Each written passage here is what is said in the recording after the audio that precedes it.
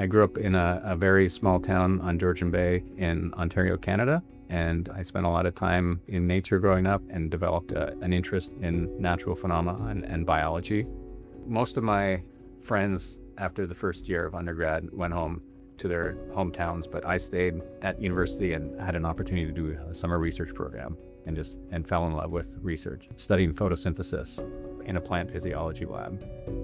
I would say my first couple years in undergrad, I wasn't exactly sure what I wanted to do. I thought I was going to end up doing something in kind of wildlife biology, but quickly became passionate about chemistry and synthetic chemistry. And I realized this is what I want to do with the rest of my life. What really reinforced my passion for doing what I'm doing now is when I had the opportunity to do my postdoc here at Scripps with Peter Schultz, which was an incredible opportunity where I went from synthesizing small molecules to actually learning to do mammalian and stem cell culture and learning how to use high throughput discovery methods to elucidate new biological phenomena.